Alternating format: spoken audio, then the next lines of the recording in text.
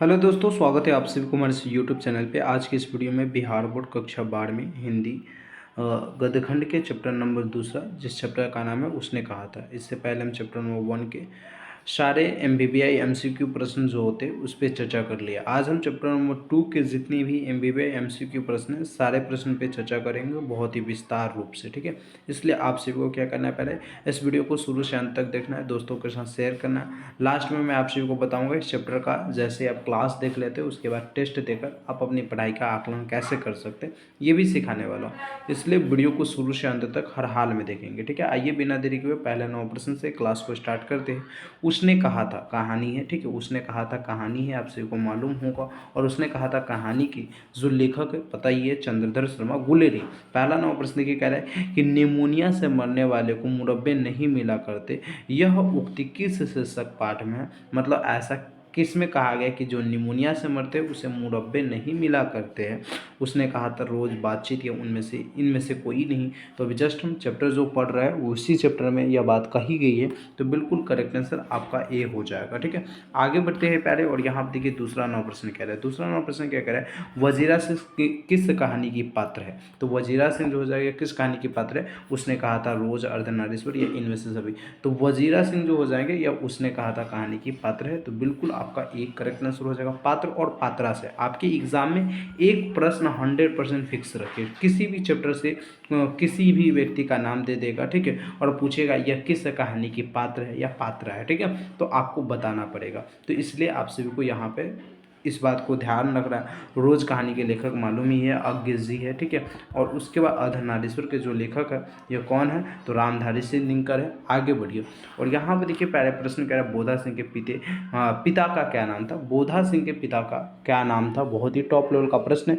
यदि आप सभी के एग्जाम में आए तो हजारा सिंह, बोधा सिंह के पिताजी का क्या नाम था, हजारा सिंह। बिल्कुल आपका सी सही आंसर हो जाएगा। बढ़ते हैं आगे। और यहाँ पर देखिए प्रश्न कह रहा है लहना सिंह किस देश की ओर से युद्ध कर रहा था। लहना सिंह जो ये किस देश की ओर से युद्ध कर रहा था, तो पता ही है उस समय जब ये युद्ध हो रहा था उस समय भारत गुलाम था। ठीक है, और भारत गुलाम था तो वह इंग्लैंड, फ्रांस, रूस और अमेरिका, मतलब किस देश की ओर से युद्ध लड़ रहा था।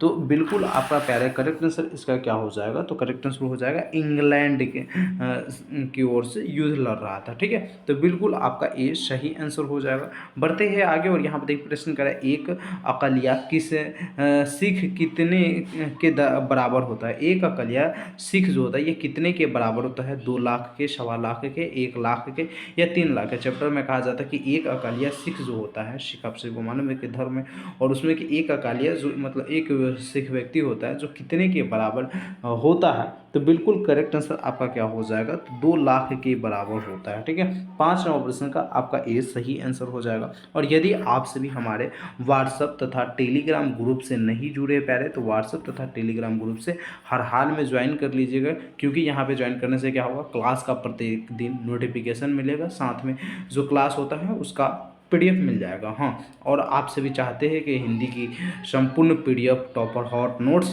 प्राप्त करें, तो आप हमारे ऐप को भी डाउनलोड कर सकते हैं। ठीक है, ऐप, ये सारी चीज़ों का लिंक आपको डिस्क्रिप्शन में मिल जाएगा। सूबेदारनी किस कहानी की पात्रा है। सूबेदारनी पता ही है आपसे, जिससे लहना सिंह प्यार करते थे, तो सूबेदारनी जो है ये किस कहानी की पात्रा है, तो बिल्कुल करेक्ट आंसर हो जाएगा उसने कहा था कहानी की पात्रा है। रोज कहानी की पात्रा कौन है, तो आप सभी को मालूम रहना चाहिए, मालती जो है ये रोज कहानी की पात्रा है। ठीक है, आगे बढ़ते हैं। और यहाँ ओशा दा नेरा पता ही है। चलिए देखिए यहाँ पे 7वां प्रश्न। 7वां प्रश्न कह रहा है हिंदी कहानी के विकास में मील के पत्थर किस कहानी को मानी जाती है। हिंदी कहानी के विकास में मील के पत्थर जो है मात्र और मात्र एक कहानी को माना जाता है, जिस कहानी का नाम है उसने कहा था। ठीक है, तो 7वां प्रश्न का बिल्कुल आपका ए सही आंसर हो जाएगा। आगे बढ़ते हैं। और यहाँ पर देखिए 8वां प्रश्न कह रहा है कि तेरी कुड़माई हो गई का किस कहानी से संबंधित है। मतलब यह जो वाक्य बोली गई है किस कहानी में बोली गई, किस कहानी से संबंधित है, तो उसने कहा था कहानी से संबंधित थे, यानी यहाँ पे आपका 8 नंबर प्रश्न का बी बिल्कुल सही आंसर हो जाएगा।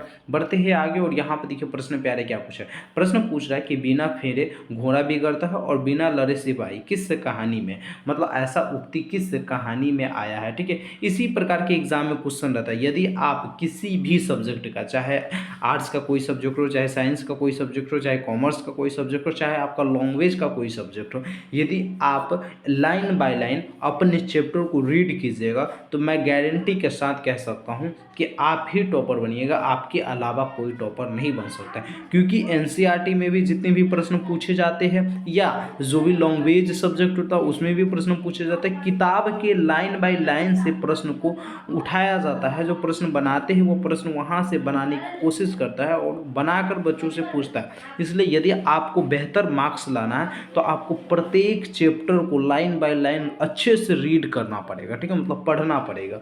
तो बिना फेरे घोड़ा बिगड़ता और बिना लड़े सिपाही, ऐसा किस पाठ में यह उक्ति आया, तो उसने कहा था में आया है। तो मतलब 9 प्रश्न का बिल्कुल आपका डी सही आंसर हो जाएगा। ठीक है, चलिए आगे बढ़ती है और यहाँ पर देखिए 10 नंबर प्रश्न आप सभी से क्या पूछा है कि बुध का कांटा के रचना कौन है। बालकृष्ण भट्ट है, चंद्रधर शर्मा गुलेरी है, जयप्रकाश नारायण, नागवर सिंह। बालकृष्ण भट्ट आप सभी को मालूम है कौन से चैप्टर लिखे हैं, तो बालकृष्ण भट्ट बातचीत हो गया, चंद्रधर शर्मा गुलेरी जो होगा यह कौन हो, अभी जस्ट हम पढ़ रहे हैं, उसने कहा था। जयप्रकाश नारायण के द्वारा संपूर्ण क्रांति, नागवर सिंह के द्वारा कौन लिखा गया, आपको बखूबी याद होनी ही चाहिए। ठीक है, तो 10 नंबर प्रश्न का करेक्ट आंसर क्या हो जाएगा, तो बिल्कुल बी आपका सही आंसर हो जाएगा। चंद्रधर शर्मा गुलेरी के द्वारा बुध का कांटा रचना लिखा गया। ठीक है, आगे बढ़िए और यहाँ पर देखो प्रश्न कह रहा है कि चंद्रधर शर्मा गुलेरी किस सदी के प्रमुख लेखक थे, 15वीं सदी के, 16वीं सदी के, 19वीं सदी के या 20वीं सदी के। तो यहाँ पे 11 नंबर प्रश्न का करेक्ट आंसर आपका क्या हो जाएगा, डी हो जाएगा, 20वीं सदी के। ठीक है, चलिए आगे बढ़ते हैं और यहाँ पर देखिए प्रश्न कह रहा है गुलेरी जी ने कुल कितनी कहानियां लिखी। गुलेरी जी अपने जीवन काल में मात्र और मात्र 3 कहानियां लिखी। कितनी कहानियां लिखी है, 3 कहानियां लिखा है, जिसमें से ये लास्ट कहानियां था उसने कहा था। तो यह बिल्कुल आपका 12 का सी सही आंसर हो जाएगा। याद रखोगे, यदि मैं आप सभी को हर एक वीडियो में लगभग बता ही रहा हूँ कि यदि आप सभी को आंसर पता है तो आप सभी कमेंट बॉक्स में आंसर लिखा कीजिए। ठीक है, क्योंकि जैसे ही कमेंट बॉक्स में आप आंसर लिखते हैं तो इससे क्या होता है कि आपका कॉन्फिडेंस लेवल हाई हो जाता है। आगे देखिए यहाँ पे प्रश्न करा, उसने कहा था कहानी का नायक कौन है, लहना सिंह, बोधा सिंह, वजीरा सिंह या इनमें से कोई नहीं। तो उसने कहा था कहानी के जो नायक है यह किसे माना गया, लहना सिंह को माना गया। तो बिल्कुल 13 नंबर प्रश्न का ए सही आंसर हो जाएगा। 14 नंबर प्रश्न देखिए, 14 नंबर प्रश्न कह रहा है कि निम्न में से कौन सी रचना गुलेरी जी के निःशुल्क जीवन, बुद्धू का कांटा, उसने कहा था, हारे को हरिनाम। तो निम्नलिखित में से कौन सी ऐसी रचना है जो गुलेरी की नहीं, मतलब चंद्रधर शर्मा गुलेरी की नहीं है। तो आपका बिल्कुल करेक्ट आंसर क्या हो जाएगा, देखिए सुखमय जीवन उन्हीं का है, बुद्धू का कांटा उन्हीं का है और उसने कहा था उन्हीं का, हारे को हरिनाम जो है यह उनकी रचना नहीं है। तो बिल्कुल आपका करेक्ट आंसर डी हो जाएगा। और याद रखोगे चंद्रधर शर्मा गुलेरी अपने जीवन काल में मात्र और मात्र 3 कहानियां लिखी, जो ये नहीं था। आगे बढ़िए और यहाँ पर देखो प्रश्न करो, उसने कहा था कहानी है युद्ध की कहानी, दिव्य प्रेम की कहानी, प्रेम पर बलिदान होने की कहानी, इनमें से सभी प्रकार की कहानी है। तो मतलब बिल्कुल सही आंसर है। उसने कहा था उसका कहानी ये युद्ध की कहानी, क्योंकि इसमें युद्ध की चर्चा की। दिव्य प्रेम एक सच्चे प्रेम की कहानी है, क्योंकि प्रेम पे भी चर्चा किया गया। और प्रेम पे बलिदान होने की कहानी, क्योंकि लहना सिंह प्रेम के खातिर वो अपना बलिदान दिए थे। तो बिल्कुल ये तीनों पर ये फिट बैठता है कहानी। तो बिल्कुल यहाँ पे आपका डी सही आंसर हो जाएगा, मतलब 15वां प्रश्न का डी आपका सही आंसर है। आगे बढ़ते हैं और यहाँ पर प्रश्न कह रहा है, उसने कहा था कहानी में किस शहर का चित्रण किया गया, अमृतसर, लुधियाना, जयपुर या इनमें से कोई नहीं। तो उसने कहा था कहानी में किस शहर की चर्चा किया गया, चित्रण किया गया, बताया गया। तो पता ही है अमृतसर में लहना सिंह अपने मामा के घर, सूबेदारनी अपने मामा के घर आए थे, बचपन में मिला करते थे और बार बार लहना सिंह क्या कहते हैं उस लड़की से, सूबेदारनी से क्या पूछा करते थे, क्या तेरी कुरमाई होगी। तो बखूबी आपको याद होगा। लहना सिंह के गांव का क्या नाम है, मंगरे, माझे, कटरा या इनमें से कोई नहीं। टॉप विवेक क्वेश्चन है, काफी बार एग्जाम में यह प्रश्न पूछा जाता है। ठीक है, तो यहाँ पे आपके 17 नंबर प्रश्न का करेक्ट आंसर क्या हो जाएगा, मांझे। क्या हो जाएगा, मांझे। बिल्कुल आपका बी सही आंसर हो जाएगा। आगे बढ़ते हैं और यहाँ पर देखिए प्रश्न कह रहा है लहना सिंह किस पद पर था, सूबेदार के पद, जमादार के, मेजर के, या इनमें से किसी भी पद पे नहीं थे। तो लहना सिंह जो थे यह जब हम पाठ्य पुस्तक पढ़ते हैं तो पता चलता है जमादार के पद पे थे। ठीक है, तो बिल्कुल आपका यहाँ पे क्या करेक्ट आंसर हो जाएगा, बी सही आंसर हो जाएगा। आगे बढ़ते हैं और यहाँ पर देखिए प्यारे प्रश्न पूछा है लहना सिंह की मृत्यु किसकी गोद में हुई थी। तो लहना सिंह की जो मृत्यु है ये किसकी गोद में हुई थी, 19 नंबर प्रश्न टॉप लेवल का प्रश्न है। कीरत सिंह के, अतर सिंह के, या इनमें से सभी वजीरा सिंह की गोद में हुआ था। ठीक है, तो बी आपका बिल्कुल सही आंसर हो जाएगा। पलटन का विदूषक कौन था, तो पलटन का विदूषक जो था यह कौन था, तो यह वजीरा सिंह था। कौन था, वजीरा सिंह। आपका 20 नंबर प्रश्न का डी बिल्कुल सही आंसर हो जाएगा। आगे बढ़ते हैं और यहाँ पर देखिए प्रश्न कह रहा है कि सूबेदार हजारा सिंह के लड़के का क्या नाम था, बोधा सिंह, महासिंह, कीरत सिंह, या इनमें से सभी। तो सूबेदार हजारा सिंह के बेटे का नाम मतलब लड़के का नाम क्या था, तो आपको बखूबी याद है क्या नाम था, बोधा सिंह नाम था। क्या नाम, बोधा सिंह। या पूछे सूबेदारनी के बेटे का क्या नाम था, बोधा सिंह, फिर भी बताओगे। ठीक है, आगे बढ़ते हैं और यहाँ पर देखिए प्रश्न कह रहा है भारतीय सिपाहियों का सिक्का किसके साथ संघर्ष हुआ था। भारतीय सिपाहियों का किसके साथ संघर्ष हुआ था, तुर्की के साथ, अंग्रेजों के साथ, जर्मनी के साथ। देखिए भारतीय सिपाही जो है यह किसकी ओर से लड़ रहे थे, तो इंग्लैंड की ओर से लड़ रहे थे। और यह संघर्ष किसके साथ कर रहे थे, तो जर्मनी के साथ कर रहे थे। किसके साथ कर रहे थे, जर्मनी के साथ कर रहे थे। मतलब आपका यहाँ पे सी बिल्कुल सही आंसर हो जाएगा। ठीक है, आगे बढ़िए और यहाँ पर देखिए प्रश्न कह रहा है पलटन, जर्मन पलटन को किसने मार गिराया, जर्मन पलटन को किसने मार गिराया, लहना सिंह ने मार गिराया था। तो 23 नंबर प्रश्न का बिल्कुल सी आपका सही आंसर हो जाएगा। बढ़िए प्यारे आगे और यहाँ पर देखिए प्रश्न कह रहा है सिख राइफल्स के जमादार लहना सिंह का नंबर क्या था। तो सिख राइफल्स के जमादार लहना सिंह का जो नंबर था यह क्या था, तो बिल्कुल आपका ए 77 नंबर था। क्या नाम था, 77 नंबर था। आगे बढ़िए और यहाँ पर देखिए प्रश्न कह रहा है कि सरकार ने सूबेदार को जमीन कहाँ दिया। सरकार जो है मतलब भारत सरकार होगा, यह सूबेदार को जमीन कहाँ दिया था, संजलपुर में, जमालपुर में, या लायलपुर में, या इनमें से सभी जगह उनको जमीन दिया गया था। तो उनको जो जमीन दिया गया था लायलपुर में दिया गया था। कहाँ दिया गया था, लायलपुर में दिया गया था। बिल्कुल सी सही आंसर है।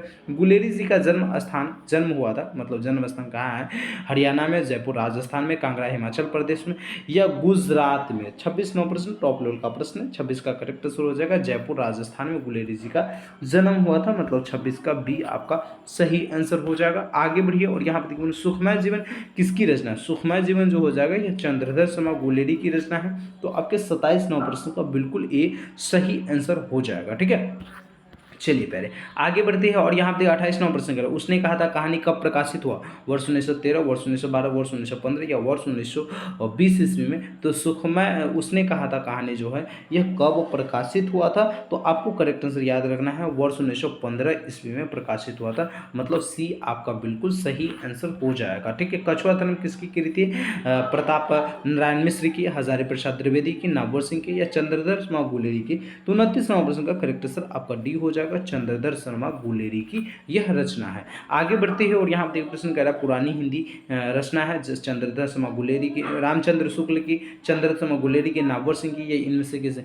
पुरानी हिंदी या पुरानी हिंदी दिया है, पुरानी हिंदी होगा जबकि। तो 30 नंबर प्रश्न का करेक्ट पुरानी हिंदी जो है यह चंद्रधर शर्मा गुलेरी की रचना है। बी बिल्कुल आपका सही आंसर हो जाएगा। 30 को प्रश्न देख लिए। आइए 31 नंबर प्रश्न देखते हैं। 31 नंबर प्रश्न देखिए क्या कह रहा है। 31 नंबर प्रश्न बहुत ही कमाल का प्रश्न, थोड़ा सा लंबा प्रश्न, लेकिन देखिए कह रहा है उसने कहा था कहानी में, यह किसने कहा कि उद्यमी उठ सिगरी में कोले डाल। मतलब उसने कहा था कहानी में, यह जो वाक्य किसने बोला था कि उद्यमी उठ सिगरी में कोले डाल। तो ऐसा कहने वाले कौन व्यक्ति थे, वजीरा सिंह, सूबेदार हजारा सिंह, सूबेदारनी, या बोधा सिंह। तो 31वां प्रश्न का पहले करेक्ट आंसर होगा सूबेदार हजारा सिंह, ऐसा बोले थे। कौन बोले थे, सूबेदार हजारा सिंह। तो बी बिल्कुल आपका सही आंसर हो जाएगा। कुरमाई का क्या अर्थ होता है, कुरमाई का क्या अर्थ होता है, मंगनी, विवाह, दहेज, या करवी बात।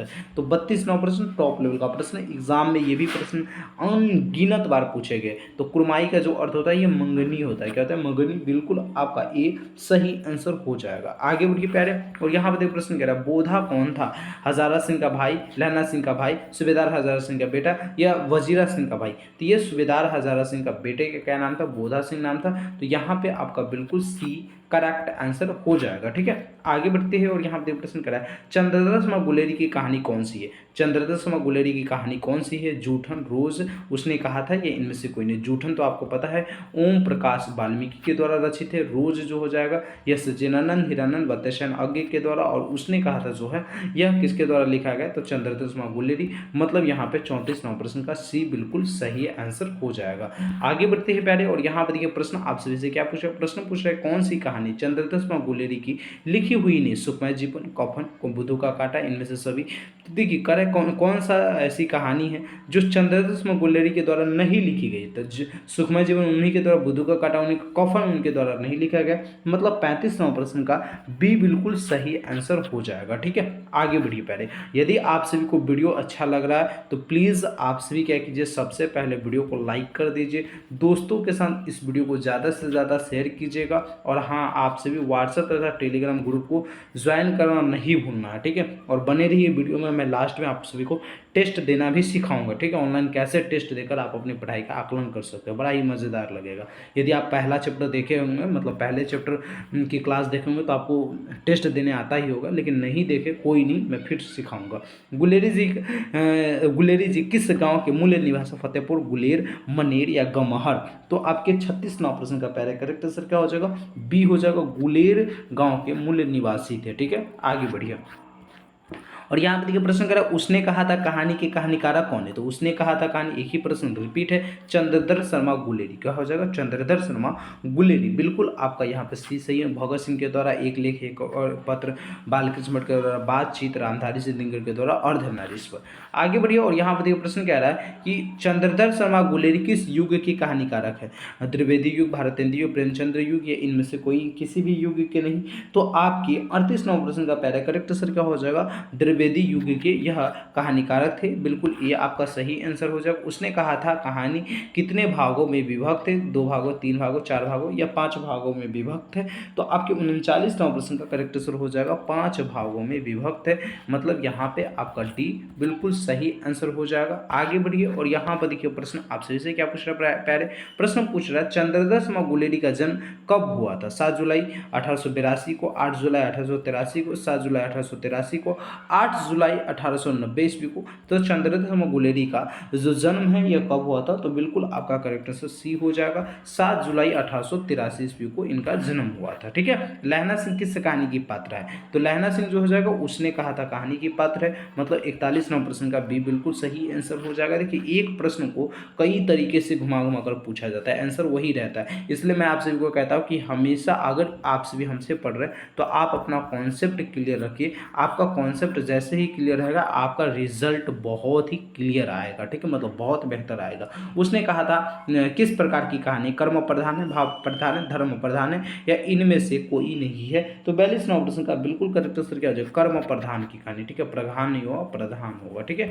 याद रखोगे, बिल्कुल आपका ए सही आंसर है। चलिए पहले आगे बढ़ते हैं, और यहाँ पे प्रश्न क्या आ रहा है? चंद्रदत्त शर्मा गुलेरी किसके अभिभावक बनकर मेयो कॉलेज अजमेर में एक कॉलेज है जिस कॉलेज का नाम है मेयो कॉलेज, और उसमें चंद्रदत्त शर्मा गुलेरी अभिभावक बनकर, मतलब पिताजी बनकर, कैसे अभिभावक मतलब होता है घर का क्या कहते हैं, माता पिता जो होते हैं ये अभिभावक होते हैं। ठीक है, तो वही मान लीजिए पिताजी बनकर गए थे खेत के नाबालिग राजा जयसिंह, या राजा देवगुप्त, या राजा भोज, या इनमें से किसी के नहीं। तो किसके अभिभावक बनकर मेयो कॉलेज गए थे? तो बिल्कुल 43 नंबर प्रश्न का करेक्ट आंसर आपका क्या हो जाएगा? ये हो जाएगा खेतरी के नाबालिग राजा जयसिंह के अभिभावक बनकर मेयो कॉलेज गए थे। ठीक है, आगे बढ़िए, और यहाँ पे कीरत सिंह कौन था?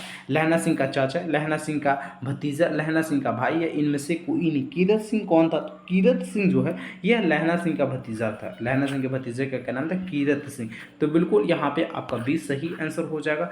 बचपन में लहना सिंह लड़की से बार बार कौन सा प्रश्न पूछता था? मतलब बचपन में लहना सिंह सुबेदारनी से बार बार कौन सा प्रश्न पूछता था? तेरा नाम क्या है? तेरी कुरमाई होगी? तेरी शादी होगी? या इनमें से तेरा नाम क्या है तो कभी जल्दी पूछा ही नहीं, तेरी कुरमाई होगी, ये बार बार उनका प्रश्न हुआ करता था। ठीक है, इसलिए एक बार क्या कहते हैं सुबेदारनी या लड़की जो है बोलती हाँ मेरी कुरमाई हो गई है, तब पता ही है आप सभी को लहना सिंह कैसे पागल हो गए थे।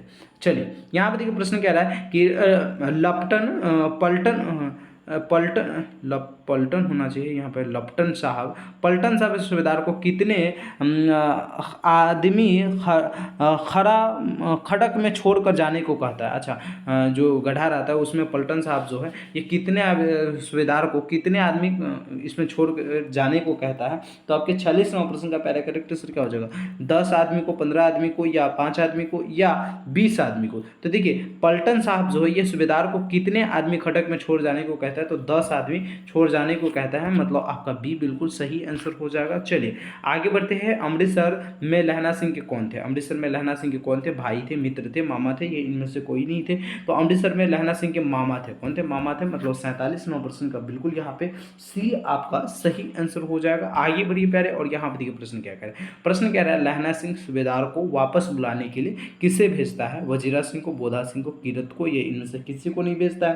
तो करेक्ट आंसर आपका ये हो जाएगा, वजीरा सिंह को भेजता है। चलिए आगे बढ़ती है, और यहाँ पे देखिए प्रश्न कह रहा है कि सूबेदारनी ने अपने पति एवं पुत्र की रक्षा के लिए किससे कहा था? लहना सिंह से, कीरत सिंह से, दोनों से, या इनमें से किसी से नहीं। तो करेक्ट आंसर आपका क्या हो जाएगा, ये लहना सिंह से सूबेदारनी अपने पिता और पति और पुत्र की रक्षा के लिए कहा था। ठीक है, चलिए 50वां प्रश्न ये कह रहा है लहना सिंह का सिर अपनी गोद में लेकर कौन बैठा था? वजीरा सिंह, कीरत सिंह, अतर सिंह, या इनमें से कोई नहीं। तो यानी लहना सिंह का सिर जो है यह अपनी गोद में लेकर कौन बैठा? वहाँ पे पूछा था कि लहना सिंह का मृत्यु किसके गोद में हुआ था, तो जिसके गोद में होगा वो उसी के गोद में ना सिर लेकर बैठेगा। देखो प्रश्न है ना कई तरीके से, मैं काफ़ी बार बोल रहा हूँ कि बाबू प्रश्न है ना कई तरीका से पूछ सकता है, लेकिन आंसर एक ही रहेगा, केवल आपको दिमाग लगाना पड़ेगा। ठीक है, और दिमाग कब लगेगा? जब आप हमारी बातों को ध्यानपूर्वक सुनेंगे और अच्छे से एक एक प्रश्न की क्लास करेंगे। तो बिल्कुल यहाँ पे ये आपका सही आंसर हो जाएगा। आइए सेकंड लास्ट क्वेश्चन इस चैप्टर, सॉरी लास्ट क्वेश्चन देखिए इस चैप्टर का। प्रश्न क्या है, लहना सिंह के मामा कहाँ के रहने वाले थे? अमृतसर, जयपुर, लुधियाना, ये इनसे कोई नहीं। तो लहना सिंह के जो मामा थे ये कहाँ के रहने वाले थे? अमृतसर के रहने वाले थे। तो इस प्रकार से बिहार बोर्ड कक्षा 12वीं हिंदी गद्यखंड के चैप्टर नंबर 2 का सारे के सारे MBBI MCQ प्रश्न देख लिए। आइए अब चर्चा करते हैं टेस्ट कैसे देना है। तो देखिए हिंदी की टेस्ट देने के लिए आप सभी को क्या करना है, सबसे पहले गूगल के किसी भी क्रोम ब्राउज़र को आप सभी को खोल लेना है। ठीक है, खोलने के बाद क्या करना है, यहाँ पे सर्च वाले आइकन आप सभी को मिल जाता है। ठीक है, कहीं पे भी तो आप लोग क्या कीजिएगा, यहाँ पे आप चैनल के नेम को सर्च कीजिएगा BSEBCAREER। ठीक है, क्या लिखना है? BSB कैरियर लिखना है। यहाँ पे हम NSB लिख दिए, तो इसको थोड़ा सा कट कर लेते हैं। क्या लिखना है, याद रखना BSEB। ठीक है, BSB कैरियर, बस इतना लिखना है और सर्च वाले बटन पर क्लिक कर देना। जैसे ही सर्च वाले बटन पर क्लिक कीजिएगा कुछ इस प्रकार से सबसे ऊपर आप सभी को BSB कैरियर दिख जाएगा, तो इस पर क्लिक कर लेना है। ठीक है, कुछ इस प्रकार से क्लिक करोगे, वेबसाइट इस प्रकार से ओपन हो जाएगा, ऑफिशियल वेबसाइट। और यहाँ पे आप सभी को क्लास 12th पे क्लिक करना है। ठीक है, क्योंकि आप क्लास 12th में पढ़ रहे हैं तो क्लास 12th पे क्लिक कीजिएगा, आर्ट्स पे क्लिक कीजिएगा। ठीक है, आर्ट्स पे क्लिक करने के बाद यहाँ पे देखिए हिंदी मिल जाएगा, तो हिंदी पे आप सभी को क्लिक कर लेना है। ठीक है, जैसे ही हिंदी पे क्लिक कीजिएगा यहाँ पर देखिए तैयारी करने के लिए पूरा मिल जाएगा, प्रीवियस क्वेश्चन मिल जाएगा। तो यहाँ पे नहीं देखना है, ऑनलाइन टेस्ट देखिए, ऑनलाइन टेस्ट का ऑप्शन मिल रहा है। पहले दिन हमने पहले चैप्टर की टेस्ट देना सिखाया था और आज दूसरा चैप्टर है। ठीक है, तो दूसरा चैप्टर की टेस्ट देने के लिए क्या करना है, उसने कहा था, यहाँ पे कहा था छूट गया, लेकिन आप सबको क्या करना है, इसी पे क्लिक करना है। जैसे इस पे क्लिक कीजिएगा, जैसे इस पे क्लिक कीजिएगा बाबू, इस प्रकार से ये ओपन हो जाएगा। ओपन होने के बाद यहाँ पे देखिए क्या मिल रहा है, स्टार्ट नाउ का बटन। ठीक है, और यहाँ पर भी आपसे 15 प्रश्न पूछा जा रहा है। 15 प्रश्न में से आपको 12 प्रश्न सही करने हैं। ठीक है, तो क्या करना है, स्टार्ट वाले बटन पे क्लिक करना। स्टार्ट वाले बटन पे क्लिक कर आपको यहाँ पे अपना नाम तथा फ़ोन नंबर डालना। याद रखेंगे जब भी आपका रिजल्ट, जैसे कल चैप्टर नंबर 1 का रिजल्ट मैं जारी कर दिया हूँ और उसमें जो छात्र अपना नाम सही सही डाले थे और फ़ोन नंबर सही सही डाले थे उन्हीं का रिजल्ट जारी किया जाता है टेलीग्राम चैनल पे। ठीक है, तो आपको क्या करना है, यहाँ पे अपना नाम डाल देना है, जो भी आपका नाम हो। ठीक है, तो जैसे मेरा नाम निसार सर है तो मैं निसार सर डाल दिया, और यहाँ पे आप सभी को अपना मोबाइल नंबर डाल देना है। ठीक है, जो आपका मोबाइल नंबर हो वो मोबाइल नंबर सही सही मोबाइल नंबर यहाँ पे फिलअप कर देना है। जैसे मैं फिलअप कर दिया, फिलअप करने के बाद नेक्स्ट पे क्लिक करना है। जैसे ही नेक्स्ट पे क्लिक करोगे यहाँ पे आपके पास प्रश्न आ गया, और देखिए क्या प्रश्न क्या है कि बचपन में लहरा सिंह लड़के से बार बार कौन सा प्रश्न पूछा